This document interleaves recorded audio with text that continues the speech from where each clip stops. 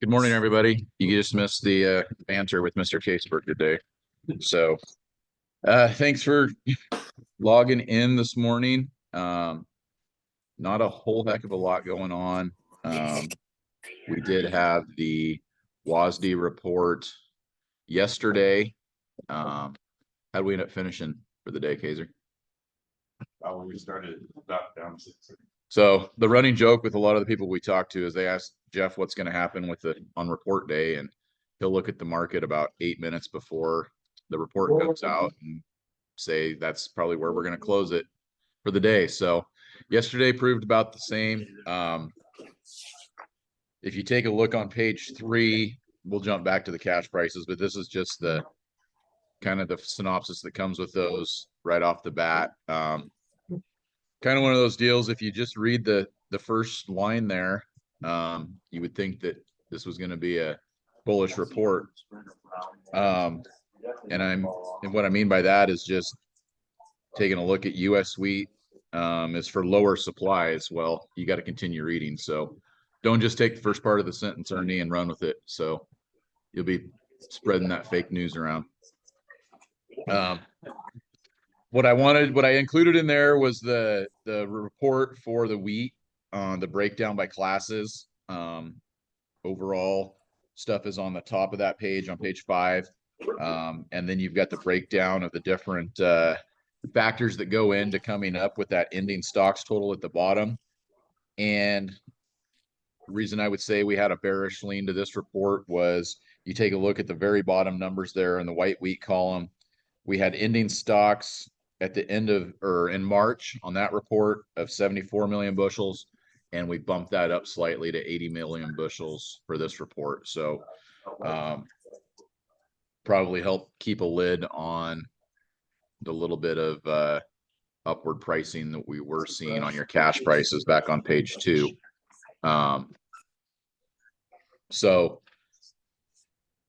that was in there. I included on page 6 that same printout, but from the March report, so you can dive in and see the numbers that actually changed. Only ones that changed were over in the feed and residual use. The domestic use is mostly what changed, and imports were off 1 million bushels too. So not a big change, but unfortunately the changes that we saw were negative news in your guys' eyes to price positive influences. That cash price, sorry to be jumping around, back on page 2.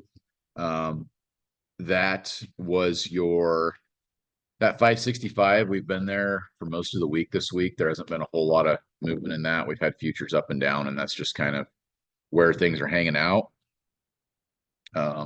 I don't really see a big reason for that number moving unless Ian's got something to add on here, since he's going to be one of the guys setting your prices. But I do not see a big movement coming anywhere there. Futures are up at the moment. When I took a look here, we're trading up on the July contract about 8.5 cents. So we'll see if there's not a little push on the cash side of things today. Maybe go home with a little higher number to end the week, but I'm not going to hold my breath. Take a look at our export sales report.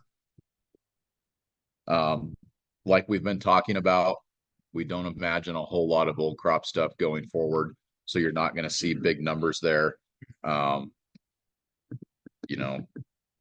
100,000 bushels is probably an over under fill or something like that on a deal. New crop sales weren't horrible though at 4.3 million bushels. We had that every single week. We'd take it for sure. Take a look at where this week's activity was going to on page 14. Looks like our new crop sales were South Korea and probably some math business with Japan. So again, we've got our everyday customers in buying for the new crop year. Although those could be June shipments, we know every time I say it's not necessarily our new crop, it's just the new crop marketing year. So really ho hum. We can't even get Bud on here this week to give us any of his stuff because he had his shoulder replaced, or some work done on his shoulder yesterday. So I bet he could give us lots of good information today. It might be kind of entertaining, but he's not on the call. I will flip it over to Jacob if he's got anything to add here early, and then we'll bounce back. But like I said, guys, I just don't have a whole lot of info going on. A good thing we had the WASD, so at least we had something to talk about this week. But we'll throw it to Jacob, and then if anybody's got anything in the chat or anything, we'll hit that up. So Yeah, good morning. Thanks, Justin. I wish Bud was here to give us a more humorous update than what I'm going to probably give you guys too. So just real quick, I'm finally getting the newsletter out. Hopefully today that should be emailed out to you guys today and finally put in the mail. Got way behind on stuff due to some other commitments I got given by OSU for the last month, but getting caught back up. So that news will be coming out. Lots of great stuff in that.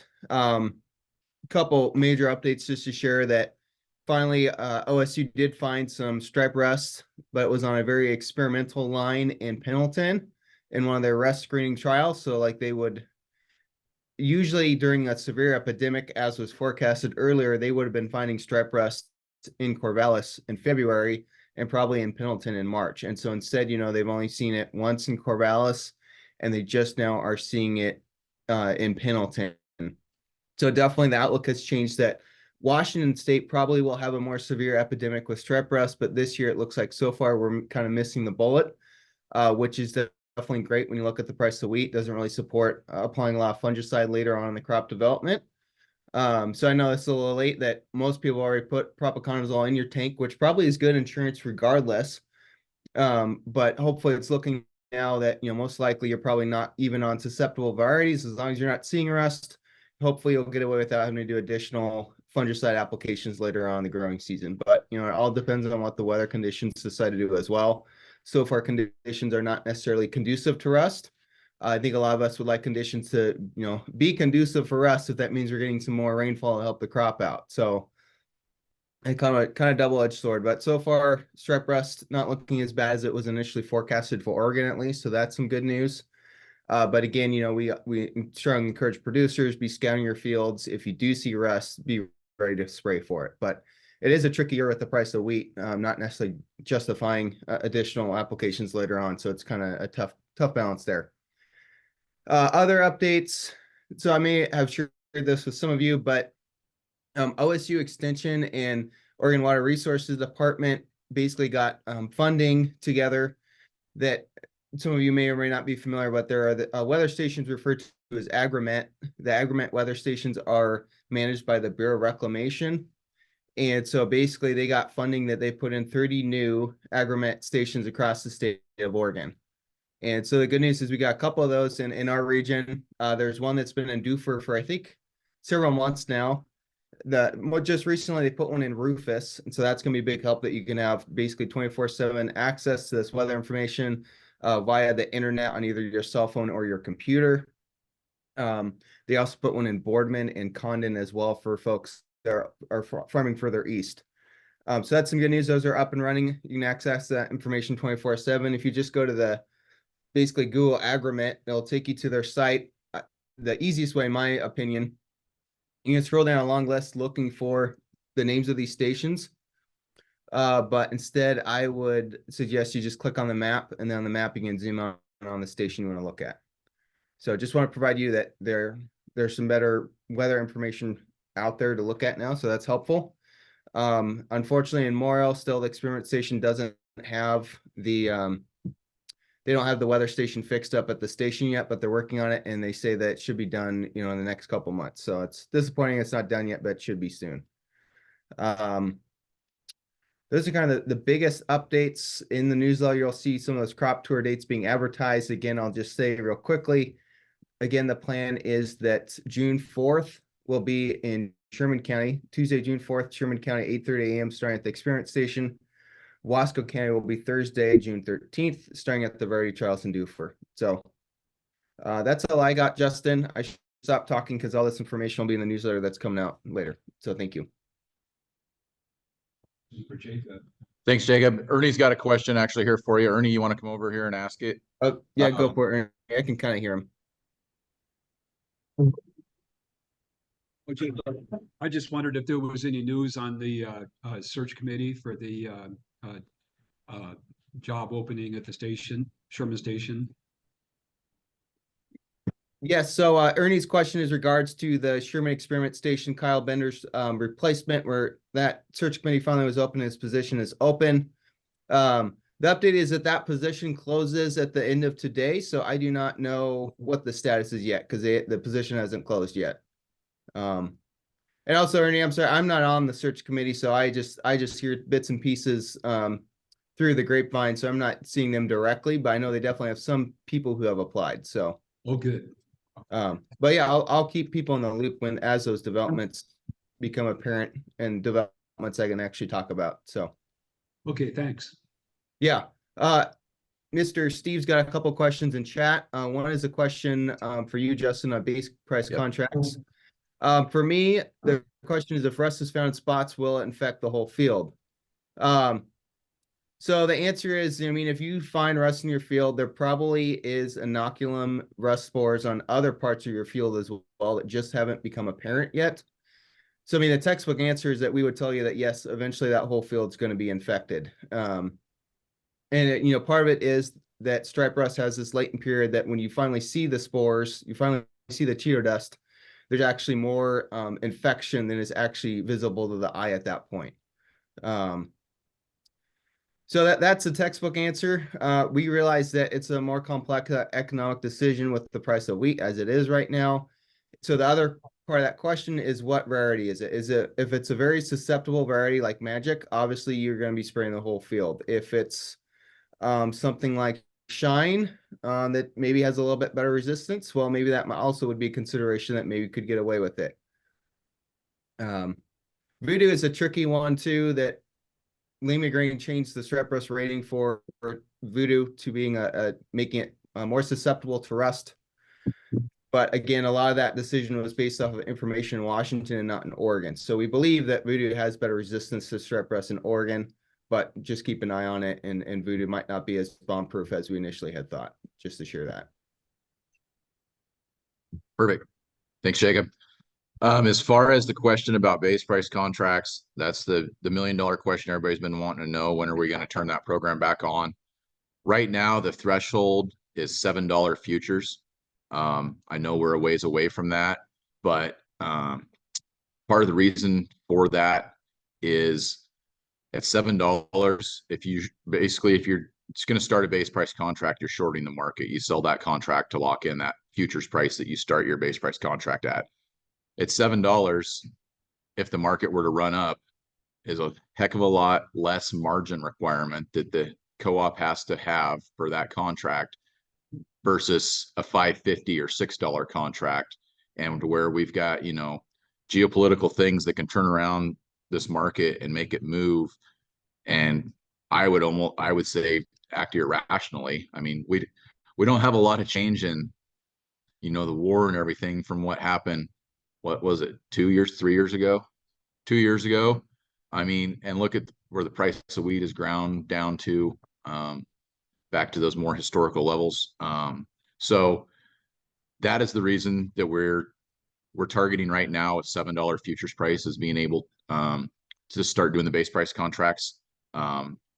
Also helps kind of, I would say, on the farmer side of things, helps you in a situation where if you're not able to freely roll those contracts from year to year as you've been able to do in the past, it's not going to lock you into some instance where you've got a $5.50 base price contract before basis and we get into a weak basis situation, but for some reason the cash price jumps up and you're looking at a, $7-8 cash price and you're going to take a bath then on that contract. So my feeling is, I mean, I know Jeff probably feels the same feeling. It's just a little too risky right now with the market being able, although it seemed like it's been pretty quiet, but we know the volatility that can turn around and hit.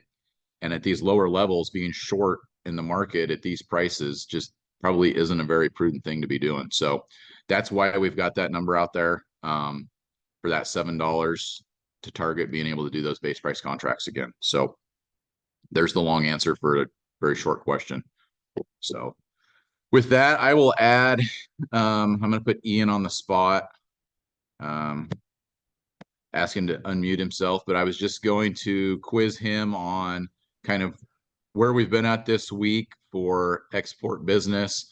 And he's not going to tell you every single inquiry he's got from somebody wanting to buy something crazy, but I'm going to assume that's some routine business we've got people poking around for, and also what time frame our buyers are looking to be taking wheat to be shipped.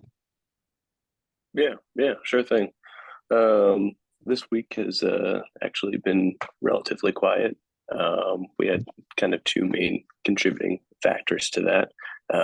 One, and the Ramadan was this week, so our Southeast Asia buyers were out on holiday. And additionally, there was a MAF tender, which is the Japanese tender. It was only for HRW this week, so there was no white wheat in there.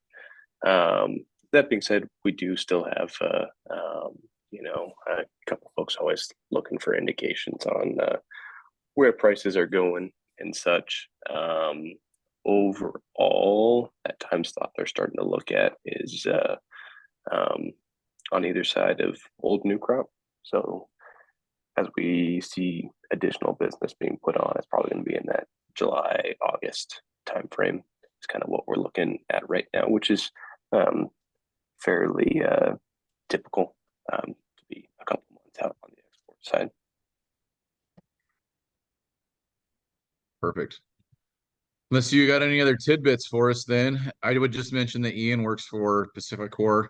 He's one of the, those big bad exporters in Portland that are always setting our price way too low. But no, PacifiCorp is a great trading partner for us, and Ian comes to us from the Midwest within the last year, Ian. So yeah, he's new to the PNW, so it's good to have him out here. So with that, I will go ahead and dismiss class on this Friday, and everybody have a good weekend. We'll talk to you in 2 weeks on the 26th of April. Thank you. Okay, Steve, yeah. You got it.